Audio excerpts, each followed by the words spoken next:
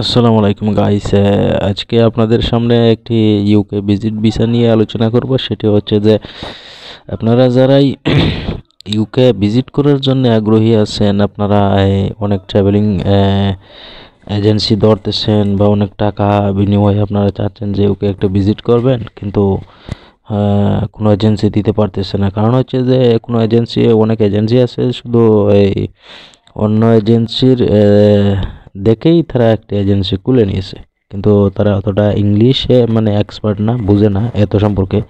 তাই তারা বেশি ভিজিট ভিসাগুলো মানে অ্যাপ্লাই করতে পারে না। তো আপনাদেরকে এটাই বলতে চাই যে আপনারা নিজেও চাইলে কিন্তু আপনারা ভিজিট ভিসা অ্যাপ্লাই করতে পারেন।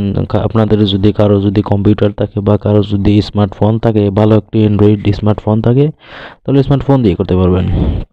আপনারা দেখেন যেখানে যে ইউকে ভিজিট ভিসার জন্য রিকোয়ারমেন্টগুলো আছে, এখানে 8 নম্বর পর্যন্ত রিকোয়ারমেন্ট আছে। আপনারা ভালো করে দেখে নিয়েন ভিডিওটা, যে রিকোয়ারমেন্টগুলো আপনারা ফুলফিল যদি করে নিয়ে যেতে পারেন এম্বাসিতে, তাহলে ইনশাল্লাহ অবশ্যই আপনার ইউকে ভিজিট ভিসা হবে।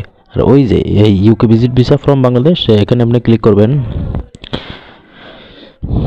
এখানে ক্লিক করার পরে আপনারা এখানে কিছু লেখালেখি করতে হবে, আপনাদের অ্যাপ্লাই করতে হবে, যে এজন্য এখানে কিছু লেখালেখি করতে হবে। ফার্স্ট অ্যান্ড লাস্ট নেম, আপনার যে নেমই আছে আপনি এখানে আপনার ফার্স্ট লাস্ট নামটা দিবেন। আমি দিলাম আব্দুল্লাহ, আমি আব্দুল্লাহ লিখলাম। তারপরে আপনি একটি জিমেইল দিবেন, এখানে জিমেইলটা দিবেন। হোয়াটস ইউর কান্ট্রি, মানে আপনার দেশ কোথায়, মানে আপনি কই থাকেন, যে কোন দেশ থেকে আপনি আবেদন করতেছেন, আপনার দেশটা সিলেক্ট করে দিবেন। যেহেতু আমি বাংলাদেশে, তাই আমি বাংলাদেশটাই সিলেক্ট করে নিয়েছি। এখানে আপনার একটি মানে একটি ফোন নাম্বার থাকতে হবে, আপনি এখানে দিতে হবে। তারপরে এখানে বলছে please explain your station to our immigration expert. তো আপনারা এখানে বাংলাদেশটাই সিলেক্ট করে নেবেন। তারপরে বাংলাদেশটা সিলেক্ট করার পরে আপনি ওই যে এখানে বাংলাদেশ আছে, আপনারা কিন্তু বাংলাদেশটাই সিলেক্ট করবেন। বাংলাদেশটা আমি সিলেক্ট করে নিলাম। তারপরে হোয়ার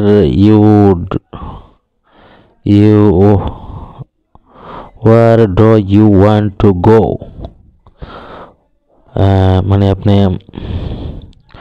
কি জন্য যাবেন, কোন দেশে যাবেন, আপনি কোন দেশ থেকে যাবেন, বা আপনি একটু এখানে দেশটা সিলেক্ট করেই আপনি মনে করেন যে আপনি যাচ্ছেন